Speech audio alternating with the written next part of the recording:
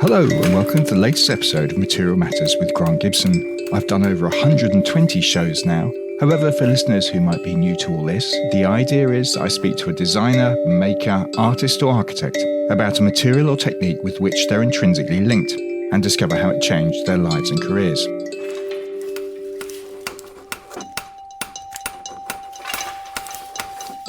Today, I'm delighted to be talking to Todd Bracher.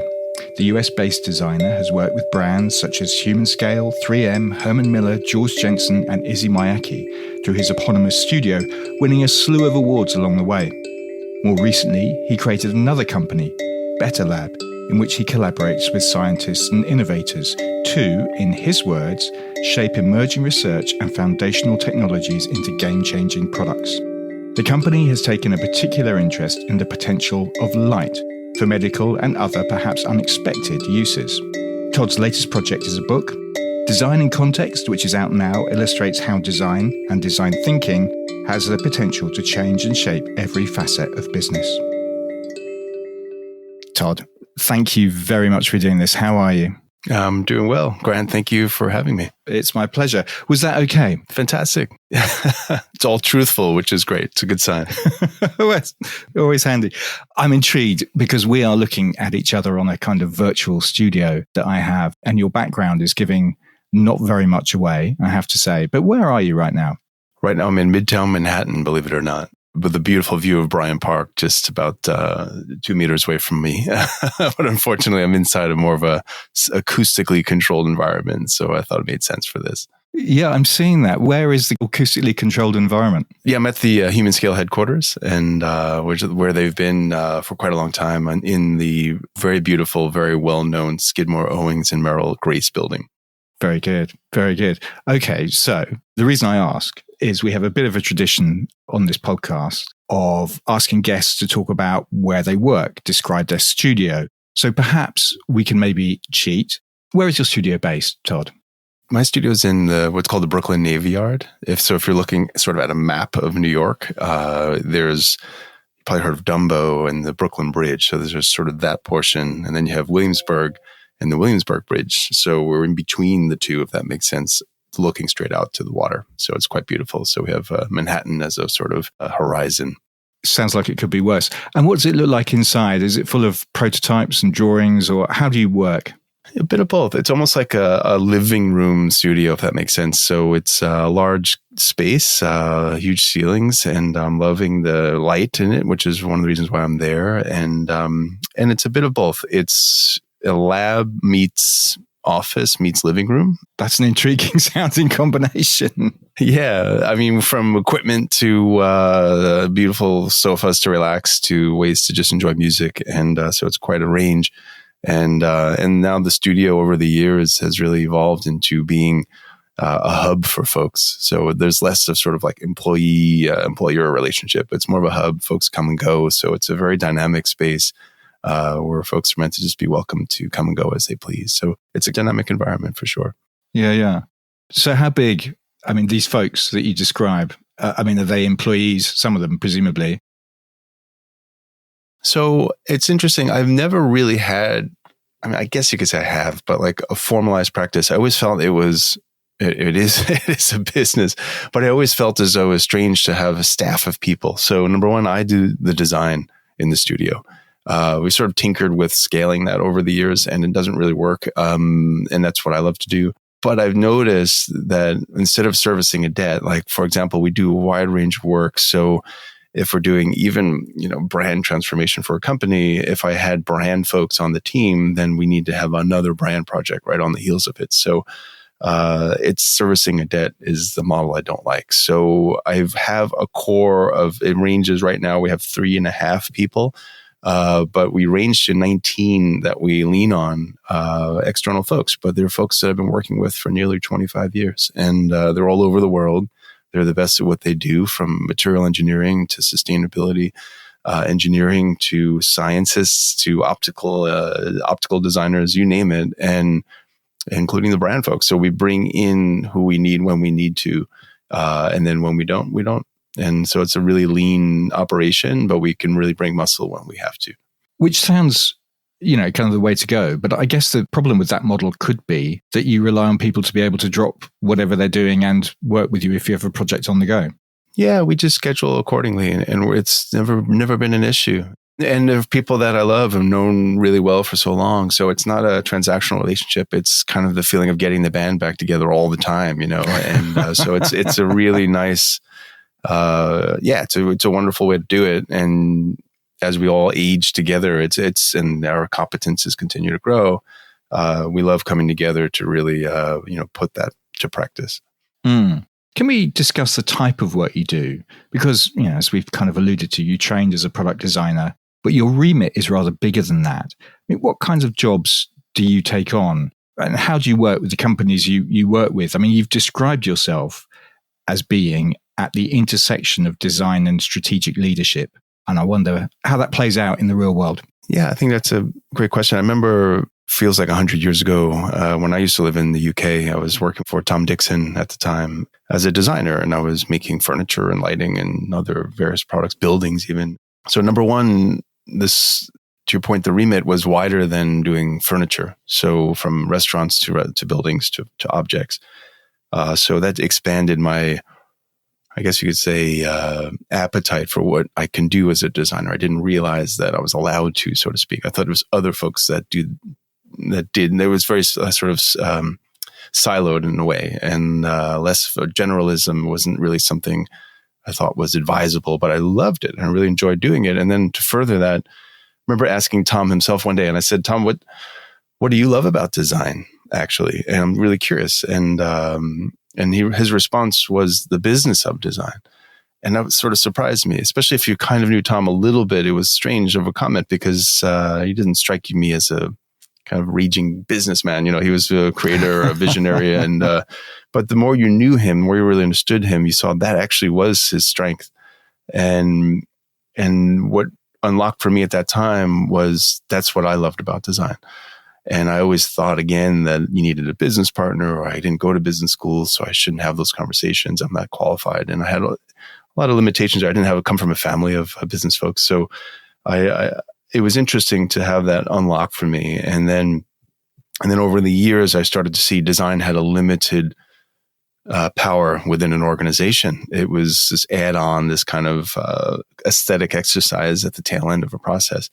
And then common sense took over and said, well, have you asked the right questions? Like, why are we shaping this thing in this way? Like, what's informing these decisions? Has anyone really studied this? And you'd kind of hear, don't worry about it, just do the job. And I started to realize that when you ask those questions, when you dug deeper, you realize there's a lot of validation that didn't happen. And as a designer creating things, the value of the work you do is dependent upon the information you're working with. So if I'm delivering a project that fails in the market because I didn't know it was not suited for the market well enough because the business folks didn't inform it well enough, then I fail with it. So I very early on started to integrate myself in informing the design decisions from the business side of things long before it got to the design side of things. But presumably, every company is different and requires different things. You can't just go in and demand to be sitting with the board. I'm guessing you'd have to do a slightly different job when you're working for an ergonomics office-based company like Humanscale than you would for a luxury brand like Georg Jensen, for example. Yes and no. I mean, at the end of the day, you're there to generate value. And there's a variety of ways to do that. And I think designers each have their own unique way, at least the successful designers, on how they deliver value. Some are through their personality, even some are through their brand expression, their own personal brand, and I never really was wired that way. And so for me, it's more of the empathy with the business leadership, understanding their strategic objectives and how can I help to demystify and take the abstraction out of the design process. And when I start to do that, then the vocabulary and the approach on how we execute the design becomes fully understandable from the business folks. That's actually what I call design in context. And therefore it's not as hard as you think when you start to say, hey, we understand you want to go left, but if we go right, this is the reasoning why and how it'll bring value, then in 99% of the time, then it's supported. 99%. So there's 1% where you meet some resistance. Yeah, because you're still just a designer, or you don't understand, because how did someone say, how many billion-dollar businesses have you created? And this was 3 months before they went bankrupt. And the business idea that we had survives today. So I'm not saying I get it right all the time, but I'm there to offer inside opinion, and I want to win too. I want to see this succeed too. I want the market to benefit also. And so when ego gets in the way, that's that 1% that gets in the way, I guess you can say. I've seen it a lot. And at that level, you see it quite a bit. And I just don't enjoy working with those folks. And I don't any longer. So fair enough. Yeah. No, it's a funny thing. I'm a collaborator. I'm not a, dictator. So I'm a collaborator. So I'm there to get to the finish line with you. And that's really my goal. And you have this book out called Design in Context, which is almost like a business guide to design, really. Why did you feel compelled to write it now? I never thought I'd write a book. It really is interesting, actually, why you do it. It's a transfer of knowledge. It's the idea that, I spent 25 years in this space and seeing the patterns and the mistakes, the failures, and the great decisions and victories happening on repeat. And it gets to a point where I have found myself having to have the same conversation constantly with new folks and others on how they can do this approach and take this approach, designing in context. And so I felt, this is an opportunity to create a bit of a guide. So the first portion of the book is a kind of essay in a sorts. It's a framework for how to do this work. And then the second portion of the book is a series of conversations from various leaders, from folks at 3M, a former NASA scientist, an entrepreneur, an investor, a social impact person. So when you start to see how this thinking plays out, so it's less about my point of view and more about this sort of exploratory conversation around how this actually plays out in the world. So yeah, it's a transfer of knowledge was really the main point of the book. And did you enjoy the process of writing? Yeah, absolutely. Oh, you did? Okay. It's interesting. Yeah, absolutely. It was fantastic. It's, you really distill your thinking. You really are there to, do I really believe this? Do I, when I put my words and name behind something, a principle, a belief, and really, do you really believe it? And it forces you to really focus. And so for example, in this book, there's kind of cliches around, in some ways, you see all the time, like, how does the company earn more money? There's sort of obvious things that folks ask themselves and what they struggle with. But one of the sort of anchor hypotheses that I have is that a lot of the world's problems are mostly solved already. The concern I have is they're not out in the world. They exist in patent form. They're in a drawer. They're in legal entanglement.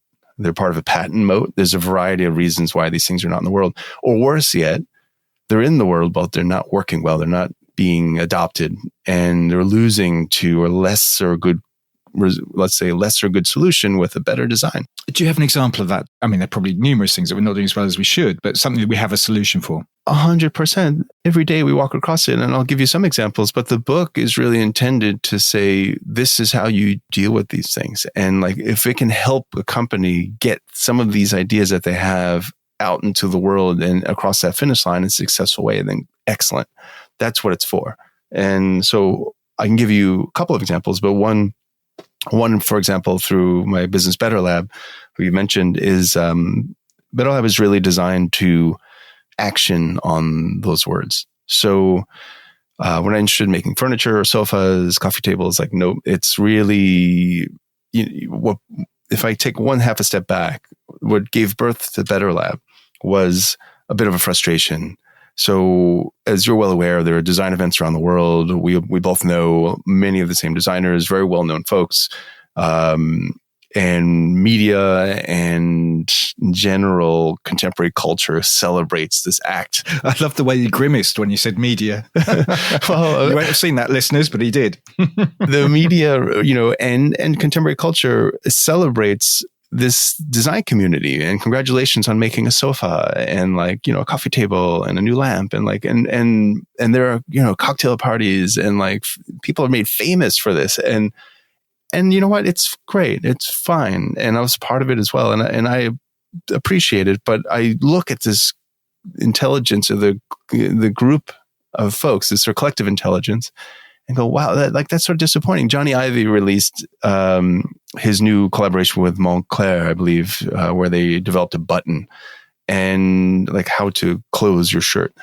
And, they went into it, cost some millions of dollars. They spent several years, and they like developed the like world's greatest ever button. And in part, I'm torn because part of me goes, that's fantastic. Like, it's a beautiful thing. I love looking at it. Thank you. And then I get really disappointed, and I say, for millions of dollars and the resources that these folks and Johnny and all these folks have, and they put it towards a button. Why are we not dealing with like real world problems and like actually at scale and like delivering solutions that affect people's lives? So Betterlab was born out of this frustration. So I'm sitting there with a scientist friend of mine, and really it was fascinating. He is credited with inventing the commercialized LED. So not the Japanese individual who invented the LED. This gentleman is a former NASA scientist who figured out how to scale it and make it commercialized. And Fred Maxick. And so Fred, it's a good friend, close friend for a long time. And so it was a equivalent of having a beer with him, which it might have been, discussing the future. And it's a fun thing to do with scientists. And I asked a kind of famous scientist question of what's your greatest fear? And funnily enough, in 2017, he said pandemic. And I remember kind of rolling my eyes a bit as a sort of scientist. Of course, the scientist would say pandemic. And like, meanwhile, here we are. But at the same time, he also said myopia. And I thought, well, now what's myopia? And he says he wrote a patent several years ago. And this is an example of what I mean. So he, having created the LED, or was part of this scaled production of the LED, it was a full spectrum of light.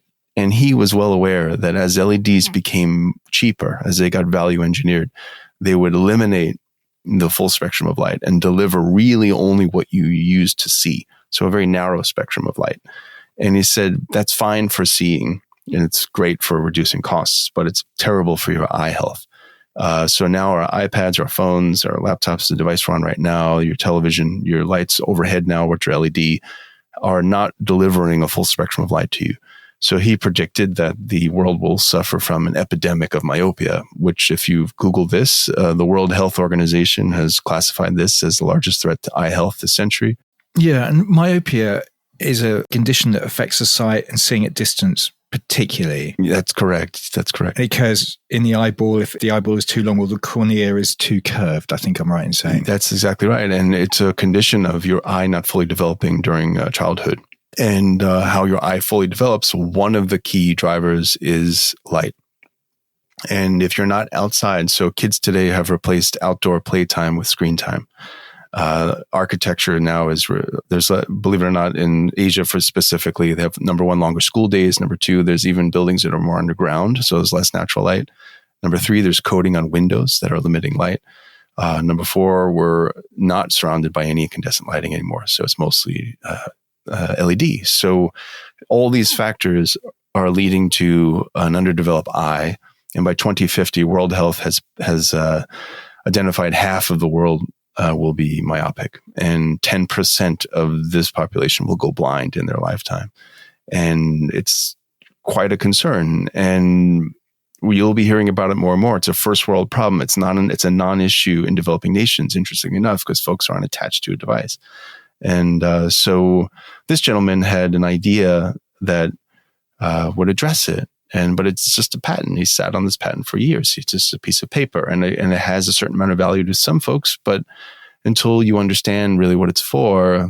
So Betterlab, the idea was, well, we co-created this technology with him.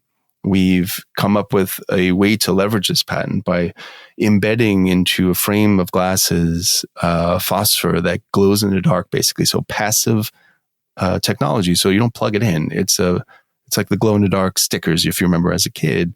It'll deliver this healthy spectrum of light to your eye naturally. And it, in fact, reverses myopia. And it can deal with it that the chemicals can't, that the rigid contact lenses can't, which those deal mostly with the symptoms. This actually addresses the problem. And it'll cost a penny. It'll be almost nothing.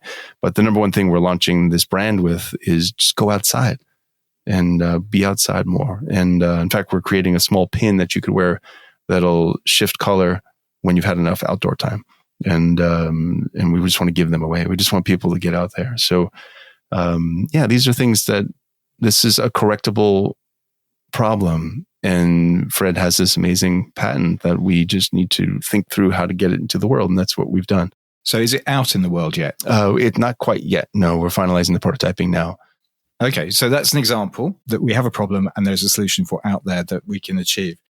I want to go back to the book for a moment because you talk about the pursuit of what you call objective truths in your work. And in a world that's riddled with conspiracy theories, misinformation, misinterpretation, and sometimes downright lying, the word truth has become kind of slippery. How do you go about finding your truths? Because there are facts, but facts always have to be interpreted, right? Yeah, I think so. The way I look at this is I look at design very similar to mathematics.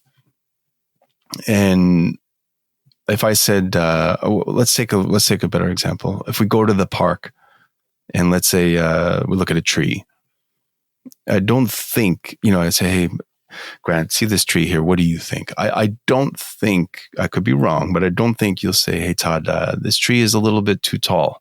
It's got, the green's not quite right. It's got a couple of too many leaves. Even the shape of the leaf, I'm not so convinced. I don't think you think of trees this way. I think you just accept it because you're also part of the same ecosystem. And but if a new Tesla rolls up in front of you, I think there you can say, I don't like the shape of the fender. The color blue is not my favorite. And that's valid because that becomes this car, we'll call it, is an abstract thing that's put in front of you without any context. So going back to this idea of design in context, so the truths for me are, I think the right way to approach design is you design the ecosystem. So if I'm designing a tree with you, my questions are, how much rain does it get? Where is it geographically? What's its altitude? Other invasive species? How much sun does it get? And you start going through this long, long list, all the governors that actually shape the tree. And then the shape of the design of the leaf has to be this way. I don't choose it to be this way. It needs to be to survive in this context. So that's how we think about it. So our whole effort is designing the ecosystem and to as much fidelity as we can. And then within that, the solution to me is very truthful, because if we change, I don't like that leaf, just make it round or something, well, then it's going to fail to support the other functions that we need it to do. So that's how I look at truth in design. And you say at one point, design must never be a matter of opinion. That's right. Yeah, that's right. But surely by its very nature, design is always going to be a matter of opinion. I mean, some of it is very adjacent to the art world for a start, and that is smoke and mirrors and how you put a price on this stuff. So I'm intrigued by that as a comment. Yeah, I try to, why is it red as a sort of boring example? It's shouldn't be, well, because I like red, or my friend likes red, or red sells a lot this year, or some kind. It needs to be based on its application, its performance. How does it ladder up to the strategy of the company? And so I don't really see it as an opinion. I think if I spoke truthfully, there's 10% or so of this process which is a little sloppy. I think some of it is there is no way. In other words, you can't, like, even nature can't be perfect. That's the part that sort of keeps me going. Like if the shark was perfectly evolved, then there would be nothing left for it to eat. So I think things are always mutating, they're always evolving. There's no finish line. So I think there is that 10% that is still a bit messy, that there is no perfect answer. And, but we try to push as close to perfect as we can, as dynamics continue to shift, if that makes sense. Yeah. I mean, I was talking about this on a previous podcast, but the other thing about nature is people always talk about nature's beauty, but it's kind of brutal too, right? Nature. Oh, totally. It's actually a funny parallel. I was asked by Swarovski many years ago to do a chandelier, a branded chandelier for them. Yeah, they did that a lot, didn't they? They sure did. And I said no, because I said, I can't do this is now like a fashion project it's basically like come up with something that looks kind of cool. Like I don't know how to respond to that. So this designing in context doesn't apply, to me at that point. So I said no. They came back, I don't know, a few months later and said, would you give it another thought? So I kind of then sat with it, and I have this butterfly kind of in a case in my office in the studio. And I was looking at the butterfly and I'm thinking, kind of as a monarch butterfly, like something kind of straightforward. And I said, is the monarch butterfly, is that decorative? And then of course not. It's, is it beautiful? Like, I don't know. I think it is. The strange thing is, if you look at a leaf and you ask, is it beautiful? After like 10 seconds, you start feeling very confused. You don't know if it's beautiful. It's just this thing. It's quite alien, actually. And the butterfly had this reaction too. And then I realized, of course, the butterfly is a result of its ecosystem, of its context, and it happens to look quite nice to us. And so if I follow this principle, I should be able to design a chandelier that is not necessarily me saying this is beautiful. So long story short, we ended up doing the collection, and we designed it in a way where gravity shaped the form. And so the two things I cared about, one is that this giant chandelier transported in a flat package, because I thought just made sense. And number two was it had used light in a way that was non-glaring. And so all that being said, we created these sort of rings, these kind of concentric rings that when you hung it, they sort of expanded into position and supported the crystals in a quite elegant way. And the crystals helped cascade the light into the environment. So it was created by gravity, not by Todd. That's kind of the way I look at it. And, okay. And yeah, so it has that sort of truthful result as opposed to my opinion. Yeah. Okay. That's kind of interesting. I mean, there's a sentence that I picked out because I underline when I'm reading a book for a podcast. I kind of find myself underlining sentences that I find intriguing. And you've kind of talked about it, well, quite a lot, but I think it encapsulates what you've been saying. You talk about the need for what you describe as, and I'm going to quote, a significant shift in the role of designers, transforming them from mere creators of objects or services to cultivators of a fertile environment conducive to innovation. Now, I guess I'm kind of keen, you've done it, but how would somebody who's leaving design school go about doing this? I talk about that all the time. Designers, really your job is to create conditions for success. And it's really rare that you own the whole thing, right, from start to finish. And however, to be able to guide others and help others see what they don't is really the role. So it's almost like a communication. Like you are the what's the word? Like clairvoyant, is it? Clairvoyant, yes. Absolutely. Yeah, it's like you're the clairvoyant in a way between the market and the business, and that's really how I see it. And the advocate, I think there's nothing new there. I think that's just it's known. But I think designers tend to get lost. A young designer tends to think they're making the object, and you're not. You're there to represent, in my opinion, both sides of that coin, the two sides, and to fight for both of those sides. And I think that doesn't happen too often. I think designers are seen as vendors. Just make this thing look XYZ and get it done by Friday and for this much. And that's not, I think, the role. I think companies are really missing out on the opportunity. There's a piece of the book where I discuss where designers, as a young designer, you want to cultivate yourself to be an expert and not a vendor, and to really make that distinction. Folks don't go to the doctor with say, hey doc, I have this problem with my stomach, and you just write me this prescription, and then I'll be on my way. You go, you give them the symptoms, and then let the doctor diagnose you, and then he or she will recommend the corrective action. And I think that's exactly where designers need to be. And I think there's multiple paths you can offer, and it's how you offer it. But I think to not be on the receiving end as a vendor is the situation that I suggest to find yourself. Yeah, don't be a vendor. This is a podcast about materials, generally speaking. I mean, I open it out from time to time, and I suspect I'm doing that now, which is absolutely fine. You don't really talk about materials that much in the book. But one of the aspects that is discussed on a few occasions, and we've alluded to one of them, is your relationship with light. And I suppose specifically your work with 3M, huge company, best known for making the Post-it note. How did you work with them? I mean, in the book, you said you had an opportunity to control light, which is kind of unusual. What did you mean by that, control light? So I was sitting with one of their scientists, and there was quite some funny situations there. He was a Frenchman. And I bring that up because it came with a little air of confidence that you didn't see in the other Midwestern engineers that were there and scientists that were there. So it was kind of fantastic. And having lived quite many years in France, I could appreciate it. And he had said something to me that was quite beautiful. He said, light is 100% predictable. And I never forget that. I thought, wow, okay, what does that mean, really? And as a non-scientist. And he said, well, we can place every photon anywhere we want, and we know exactly how it's going to behave.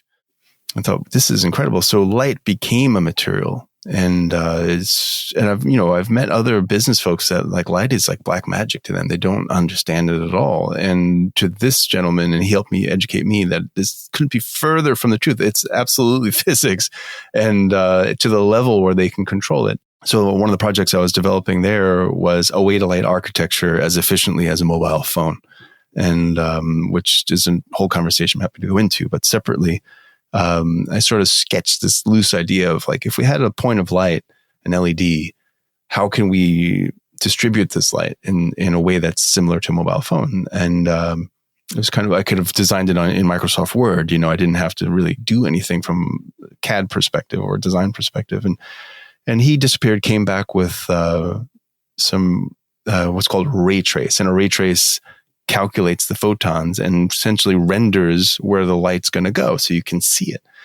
And I remember thinking, my God, this is incredible. You're like, we're designing with light, and the object doesn't really exist. And I thought, this is fantastic. And I remember the French part came up because his personality, because I said, wow, I made some American joke like, oh, well, you didn't really do anything. This is all done in the software. I said, how did you do this? And he said, well, the software just told me, I said, so you didn't really do anything. It's just the software, having kind of a laugh. And then he looked at me and he said, I wrote the software.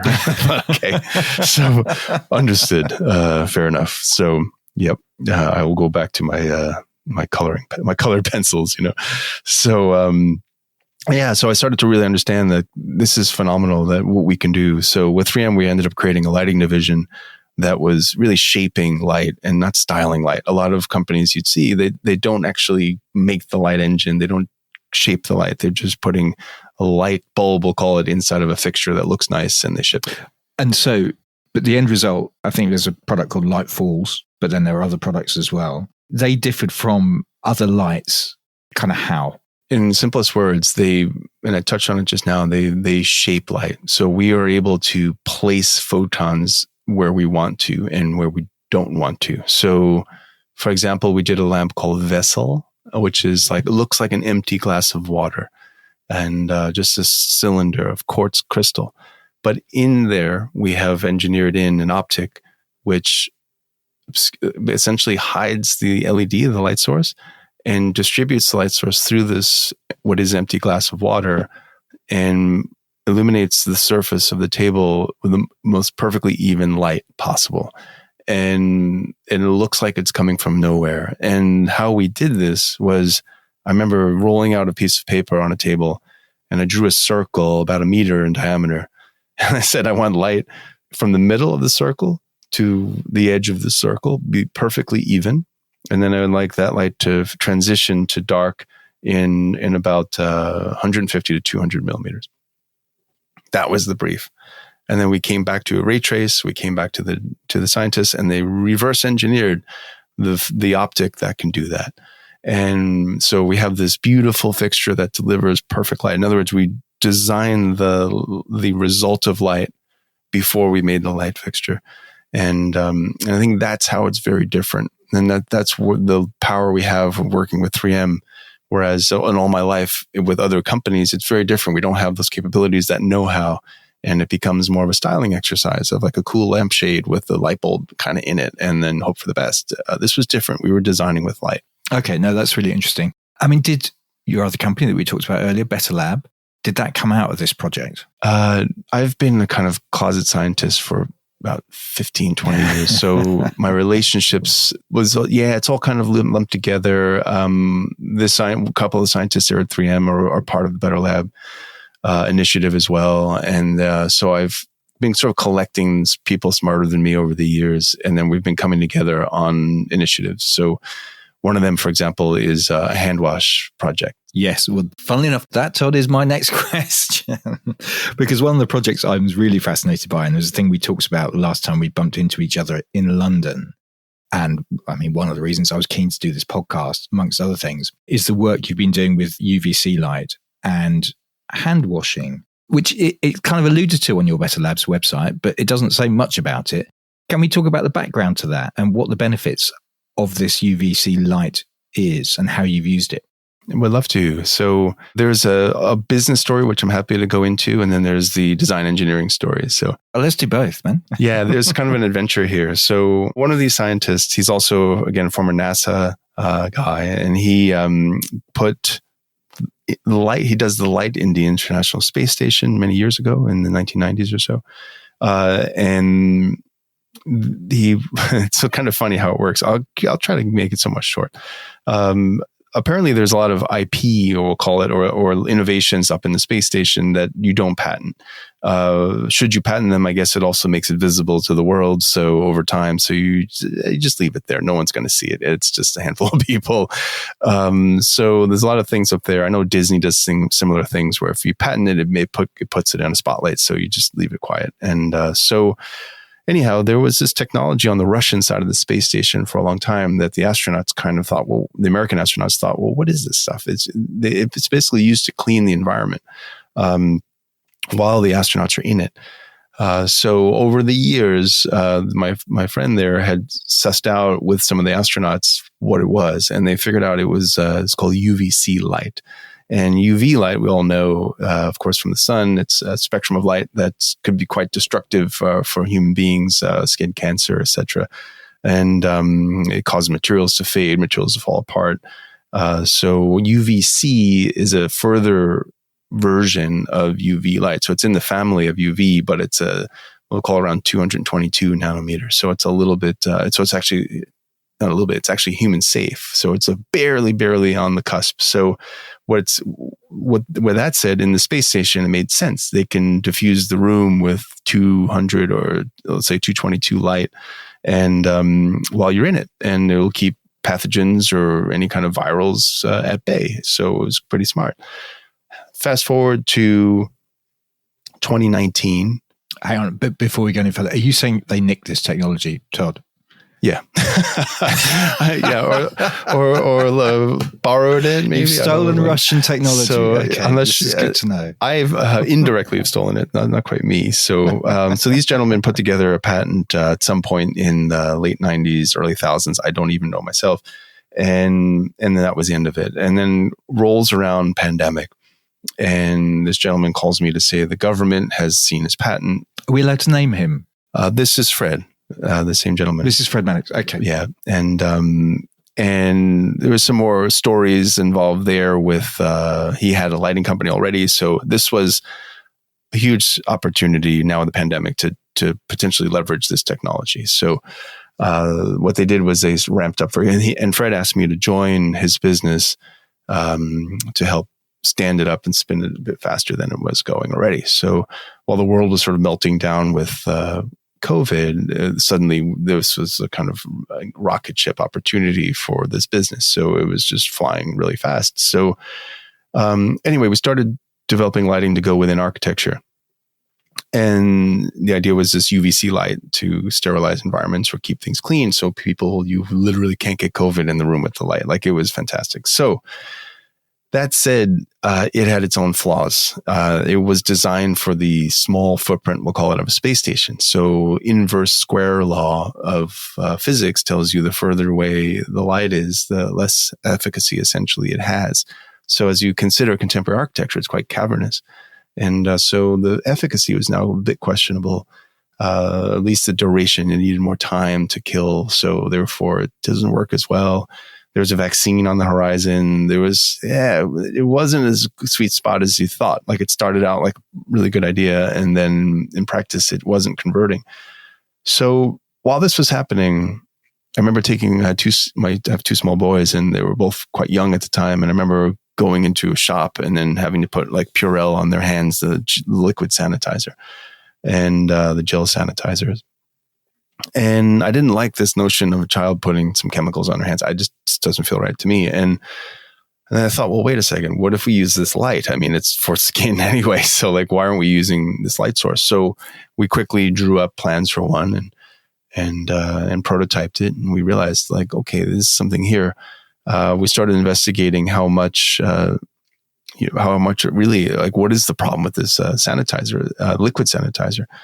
And as time has gone on, we've discovered that we've read a lot of reports now, one specifically that said 2% of the global carbon footprint is responsible by the gel and liquid sanitizers on the market. And it's huge. Consider every one of those bottles and how heavy they are, the big jugs. You consider the plastic use, the water that's in them, the transport, the waste product. We did a calculation. It's about $30,000 per bank here in the US that uses them per year. And they're a fire hazard. They cause eczema. And they also don't work that well because they don't get in the nooks and crannies of all the folds in your hand. They don't get everywhere. Whereas the light gets everywhere. It works faster, and it's a one-time purchase. Right now, we're targeting around $1,500, $2,000 a device at the moment. And that's it for the lifetime. So it's a device that uses light to replace the need for a liquid gel sanitizer. Really interesting. And in terms of form, which I know we're trying to avoid talking about, what's this thing made of? What's it look like as a product? Yeah. So we're literally going to see the first prototype. It's, I think, about 2 weeks. And so it's coming really soon. But it's essentially an extruded piece of aluminum. And then within that is sort of where the kit lives. And the reason for that is it's also a very ecological product to make. It's using recycled aluminum, and it's very, very lightweight. You could almost recognize it as a hand dryer on the wall, or it has this kind of vocabulary. So it's something that you're familiar with. It wouldn't be completely alien to you. And you'll recognize you'd put your hands underneath it. Then we have a visible spectrum light that will glow on your hands, and it'll inform you that, okay, something is happening. We have a little meter that's it's actually in sync right now with your breathing, so that you have the visibility of you watch this thing basically breathing while it's cleaning your hands, because it can take 15, 20 seconds. So it's something that sort of entertains you in a way while it's happening. Interesting. So also, as well as getting rid of soap and chemicals, you're also going to get rid of the tap from public places, presumably. No, I mean, it's what it does is the UVC, it breaks down the cellular structure of these microorganisms. So let's say like a viral or a pathogen, and that's the extent of it. So it doesn't wash it away. It doesn't. It'll sterilize your hands, but it's not the. Which, to be fair, but I think there's the oils and sort of the natural buildup on your hands. It's still, in my opinion, needs to be dealt with at the tap and with soap. So you're still going to use water, then under the UVC light, and then a hand dryer. Then you're all set. I mean, then you're all set. but actually, where we're looking is right now, hospital. Like one of the co-founders, he's an emergency room doctor, so he knows there's desperate need in hospitals because doctors they sort of quickly reach over, use this Purell, they kind of go quick, and it's not done well. So there's a lot of MRSA and kind of other issues that are spreading through hospitals all the time, and we really feel confident this will help mitigate a lot of that. So I think that's where we're going to be starting before it rolls out, and also governments is interested, as well as like TSA, where at airports. They're throwing out so many gloves, and it's mostly we're trying to offset, number one, keep folks healthy, and number two, replace wherever there's like just tremendous waste that's happening at the same time. So expectations for when this is going to actually hit the market? So now the way that Betterlab is built is we're not trying to design, build, put it in my garage kind of thing and ship 1 and 2 at a time. Like that's not the interest. So we're currently speaking with a handful of investors that are also can distribute. So most likely we'll enter a licensing deal right now. That's what we're talking about. And so that, we'll either sell the business or a license. That's the model of Betterlab. But here's the one sort of secret I think, cool thing about about the business side of Betterlab is it has a kind of, we call it a clawback, that if you don't bring it to market in a 5-year window, the IP reverts back to Betterlab. Okay.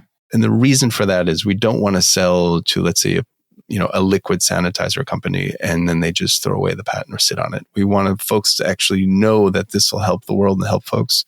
And if you're not intending to help folks with it, then it's not for you. Very good.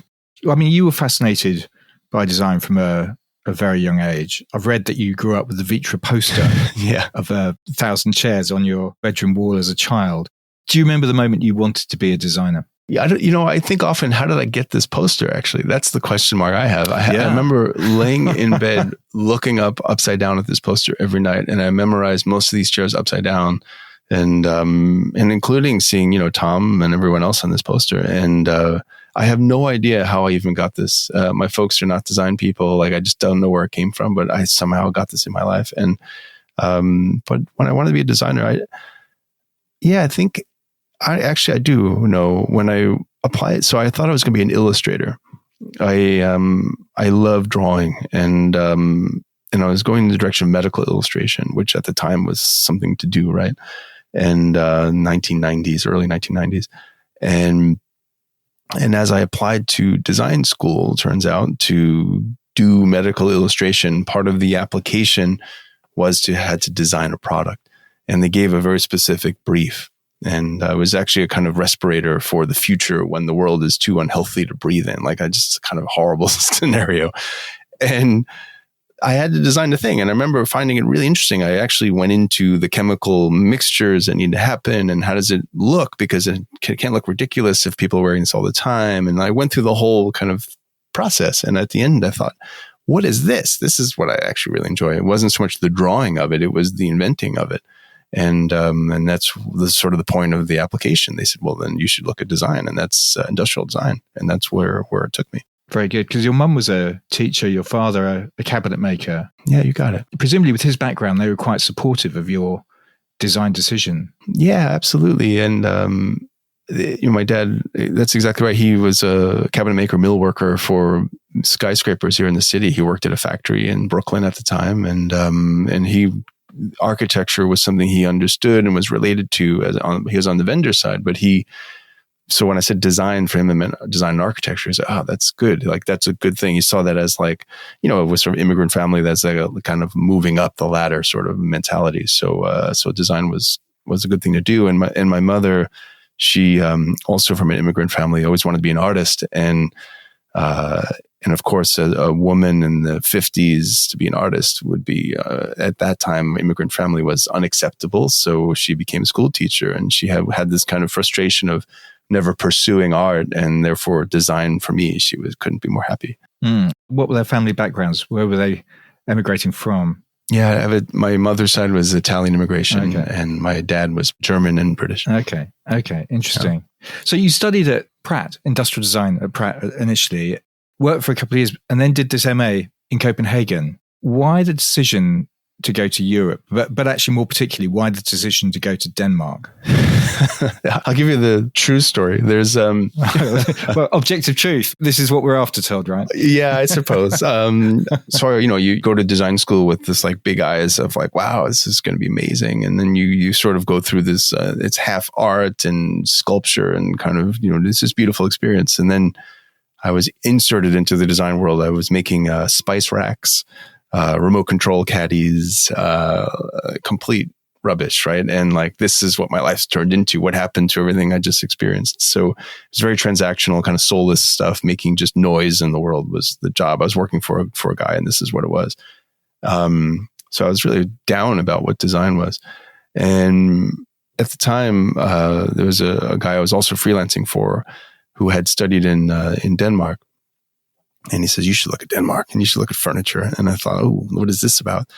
And at the same time, I learned about the Fulbright grant. And it's this international award you can win, of course, which is sort of expenses paid furthering education. And so I looked into Fulbright, and I remember what came up. The true story was, the chances of winning in Denmark were like super high. 8 people applied, whereas like UK was like 500 people, right. Italy was like 500 people. So nobody applied to Denmark. And I thought, you know what? I'm going to apply to Denmark. Sure enough. So that's what got me there. And it was, I think, good timing because it was, I don't think I kind of woke up and said, oh, Denmark's a good idea. But between my friend, between the Fulbright, like pushing me there, but it was the perfect place for me to go, and 100%. So it just so happened to work out that very few people apply. I mean, it's very different from New York. Copenhagen is, I mean, I love both cities kind of equally, love Copenhagen. It's very different from New York, though. It must have been quite a culture shock. You know, I don't know, because this is maybe my personality trait, but I entered Denmark on a mission, you know, and I locked myself in a room for years and just worked and just researched and designed. And I mean, I just absorbed everything from design. It was like finally feeling what I've been looking for like my entire life, you know. So there wasn't so much like, oh, let's explore Denmark and tourism. Like, I didn't care at all. I was there to obsess over the history of design in Denmark. And that part was fantastic. And then using all the facilities, learning all the techniques, meeting with everyone I could. I was just obsessed and in love. And that brought me to Italy and beyond. So it was really, this obsession began there. Yeah. I mean, when you say you're on a mission, were you on a mission to, you know, be on posters during the Salone at Milan? What was the mission? I think that sort of came by accident, but it was frustration around like, I looked around and I felt like, does anyone not see what I see? You know? And I remember like going to Salone I had a Turkish friend that brought me to Salone when I was living in New York, which was the craziest thing. 1996, 1995, something like this was my first Salone. And I went like, well, what is this? And it was a kind of boring show. It was like old person furniture. Like, this is how I felt about it. Like, it was just, I didn't get it. I was like, what is this stuff? This is very bourgeois, very like disconnected from what I think is happening in the world as a 24-year-old, you know, at the time I was 21. And so when I got to Denmark, it's like, where's the furniture I would buy? And like, I want to live with, like, where's that stuff? And everyone's like, what are you talking about? So I just decided to start making it. And then when I did, I noticed like right away, the Italian market like was like, yeah, thank you. I mean, we're doing asymmetrical sofas. This sounds crazy at the time. Like, everyone's like, you can't do that. And I'm like, well, why not? Like, I want to lay down here and I want to sit down there. They're very different postures.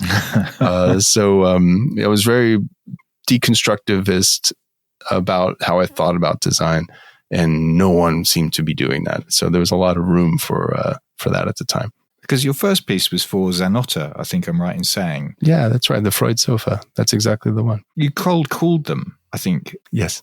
Which shows a huge degree of determination and, I guess, self-confidence at that stage. No, it was naivety. I had called them. So I moved to Milan, you know, and the mission continued. So you left Copenhagen for Milan. That's correct. I finished Copenhagen. I was there 2.5 years or so, finished the education. And then I moved to Milan without any visa or anything. I just showed up. I was there illegally, clearly. And then, and then I remember I had an apartment and I'm paying in cash. So I was kind of hiding. I got a job to work part-time. I was just doing what I can to stay alive. And I remember I covered my walls with designs. I just kept designing and designing and designing. And then I had a small guidebook of companies and I started phoning them. Like, again, I don't know why. I spoke only English. And I got in touch with the secretary at Zanotta, and eventually she said, okay, come on in Thursday. I'm like, okay. So like, I got all of a sudden a meeting. And I remember it was Thursday because it was September 13, 2001. And I remember I showed up and I was overdressed. I was in like a suit, you know, as a kid, like a kid does, right? And like your first job interview, you know. And I showed up with 10 designs under my arm. And the first thing we did, we all looked at each other, and we, you know, it was 2 days after September 11. And they said, so you're from New York? And I said, yep. And they said, well, we're sorry, you know, for this news. And I said, well, I'm sorry for all of us. You know, this isn't about New York. And we kind of just sat there and we felt a little like, what the fuck are we doing? You know, we're looking at sofas. It was a pretty intense moment. We didn't speak a lot. We had a little bit of a language barrier, but it was it was an emotional moment, and then, but they did explain to me, they looked at my work, 10 pieces. Okay, thank you. And then they said, "Can we hold on to these? Because we'll give it a think." And I said, "Sure." At the time, it's physically like left the board behind, and then they said, "We make one sofa a year, one table a year, and one chair a year, and we get about 300 applications a week. So don't expect anything," is what they said. And I said, "Oh, Jesus, I get it." I said, "Cool, I appreciate it." And okay. And then I said, "Okay." And they said, "Just leave us your phone number. And if we have any interest, we'll let you know. Otherwise, thank you." Okay. So I left, I walked across the street, and I was like vibrating. I was like, wow, I went through this like meeting, and like, it was emotional, and like all this stuff going on. And then while I'm there, I felt all of a sudden my phone vibrating, and I'm like, what the heck's going on? So I take out my phone, and literally 15 minutes after I had met them, they called me to say they wanted to make the sofa. And I thought it was amazingly funny that it would happen like this. And they were like kind of laughing and saying it was a wonderful meeting and it was great, and we'd love to do the sofa. And then subsequently we made 3 pieces from those 10. And so yeah, it was a fun journey. They recognized it was my first, break, my first opportunity. So they were taking a bit of a risk. I mean, I wonder, the design industry has changed so much since the early mid-90s. I wonder if you were coming out now with your MA, whether you'd still be drawn to Milan and furniture in the same way. I often think that. I don't know. I honestly don't know. And I kind of don't mind that I don't know. I just kind of let it go. But I do see young designers now, and even 10 years ago, I can tell you the roadmap. This is what you can do. Like, it's pretty clear, but now it's not so clear. I do think, and then AI, of course, makes it even more complex. Like, I think the barrier of design is so low right now. It used to be really quite high. And also as an American, there was nobody living in Europe. There was nobody like knocking on the doors. And if you're helping these companies have eyeballs to an American market, then that's got high value. And but now, of course, it's kind of all equalized, and for better or for worse. So I don't know. I don't see the path as clear anymore. I know, like, I don't care about my followership and on Instagram and all this sort of stuff. And I know for a young designer, I think it's a really big deal actually today. And so I'm kind of hot or cold about it, but I don't envy the young designer today. Well, it's difficult, isn't it? I mean, you probably weren't thinking about sustainability, climate change in quite the same way that young designers are having to deal with now, I guess.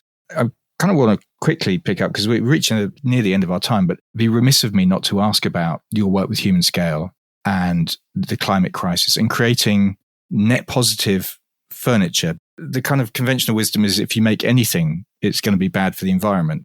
But there are products that you've made that independently verified that seem to suggest these products are net positive. I talk about the Path chair for Humanscale in particular. Yeah, I remember having a conversation with a woman in my office several years ago, and she said, we shut off, my husband and I would turn off the water when we brush our teeth. We're trying to eat vegan. We recycle everything. She's like, we're doing everything we can. Meanwhile, I go to work and we're like making stuff. So she's like, how do I reconcile that? And I go, oof, that's a very, very fair question. And I said, here's the way I look at it. The companies we work with are going to make things with or without us. And I think it's up to us to get in front of these companies to help guide them to make better things. So that's one part of it. Number two is, to that conversation, that's when we started to make this office chair, and which was now the Path chair for Humanscale. And at the time, she saw it as this kind of machine and all these parts, and like, what are we doing? And I said, you understand that office chairs, there's tens and thousands of these chairs that get thrown away every year. And they're some of the worst offending furniture in the world. They're typically 70 plus components made from 12 different factories. Like, they're all the transport assembly involved. It's a mess. And then the end of life of the product, it's a mess. It's not a good product. Therefore, we should design one. And with Humanscale, their intent is the same, to actually eliminate these offending type products and replace them with products that in this case are actually net positive. They actually improve and clean the environment. The more a product is shipped and sold, it's an inverse mentality. So in credit to the team, it's a engineering effort. It's a sourcing effort. It goes on with material science. So the Path Chair, for example, could not have been built 5 years earlier. What they do is they set out on how to create new materials, new vendor relationships. Some of them are their own, where they're actually creating material that is leveraging, let's say, it could be the ocean-bound plastics. Some of it's recycled bottles, some of it's the fish nets. At the same time, they deal with what they call handprints. So it's how not only the materiality of it, but everything around it. So it might be the electrical usage. It could be the community impact. It goes on, and then the end of life. We've done things such as even creating the base of the chair is flat so that you can stack more on the containers so that it actually reduces that much more waste. The package of it is about half the size of a normal package. So we've designed it all from the intelligence of how can we minimize material and only utilize either recycled or reclaimed material. And then that same material can be brought back to its original form so that it's not glued together or anything like that. So I think the official stat is that each Path Chair has 10 kilograms of recycled material within it, which is quite extraordinary, actually. Yeah, it is. And it's been validated by a third party. The Living Product Challenge has the world's most sustainable chair, office chair. So it's an incredible feat, and it's really on Humanscale that having achieved that. Yeah. I just want to finish off your biography because we've talked about working for Tom Dixon. You left Milan, went to work for Tom, who's also been on the podcast, 5.5 years. You described it as a wild ride somewhere. Yes. I'm wondering whether I should pick that scab. Why was it a wild ride? I mean, you basically had a bunch of raw folks there, like raw talent, right? Like we were just in love with design, and I think Tom too. It lacked a little bit of structure, and it kind of made, I think some of us were working. When I joined Tom's, we were 2.5, something like this, 3 people, very small. And then the time I left, there was 17 to 20. And it started out as from doing restaurants to kind of small lighting things to eventually a building in Tokyo. And I remember I had 4 days to do a building. So it was kind of, everything was just, when I say wild ride, it was that sounds quite wild. It was pretty wild. And we were working 18-hour days. But the crazy thing was we were having fun. It was fantastic. So it was, you got young people that are willing to, run the fastest marathon they can, and then get back and do it again the next day. So, but it was I don't want to say Harvard on the highway, but it was, you didn't know how to do any of this stuff, and you were just trying to figure it all out, and you were left to just do it. And Tom provided the vision and the guidance, but you had to just figure it out. And I really appreciate that type of learning. Were you always going to go back to the States? You came back, 2008? I think I'm right in saying. Yeah, that's right, 2008. I don't know. I never had a plan. And my brother passed away. He was a Navy pilot. Unfortunately, he was involved in a plane crash. And that was in 2005. And it was at some point, you start looking at your parents and you're going, oh boy, they're sort of alone. And I don't know, all the math in my head just sort of said it's time to go back. But I didn't have any plans. I was just infinitely be out in Europe. So I stayed a good almost 9 years. And and then it made sense to go back. And here I am now with 2 kids.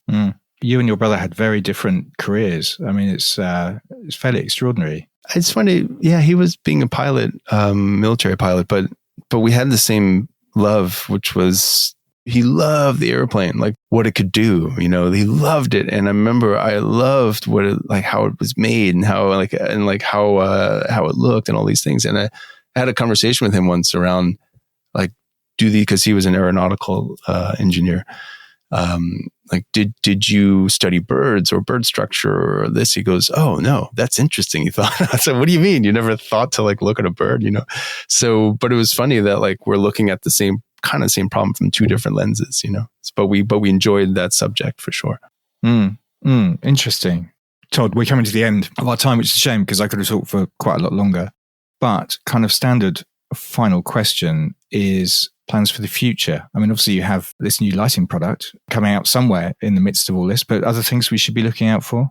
Wound care is another thing that we have a lot of interest in. We're really open. I think for the future, it's more about building the relationships of other scientists and innovators and technologists that are really out there to want to do the right thing. And then if Betterlab can help, great. If we can be part of it, amazing. If we can connect you to someone else, great.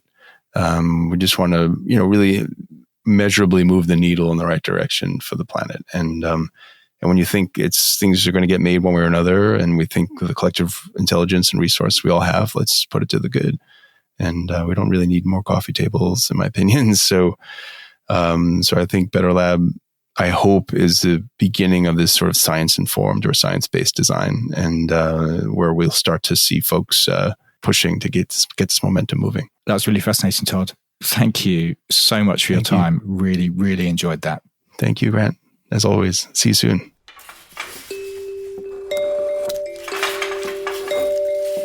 Design in Context is available now. You can find out more about Todd and his work at toddbracher.com and betterlab.com. As ever, to find other podcasts that I've done and to sign up to our newsletter, go to materialmatters.design. And there are images related to the interviews on our Instagram page, which is also materialmatters.design. Incidentally, you can now also find the show on YouTube Music, as well as Apple Podcasts, Spotify, Amazon Music, and a host of other places. There's absolutely no excuse not to listen. And it would make me incredibly happy if you went to my Patreon page and made a pledge at patreon.com/Material Matters. For as little as £2.50 a month, you can receive an invite to various Material Matters events, as well as getting access to each episode before it's published to the wider world. Material Matters is a completely independent concern, and any help you can offer would be hugely appreciated. Ultimately, you'll be helping to take the message of the importance of materials, skill, craft, and design to a whole new audience. Thanks very much for listening.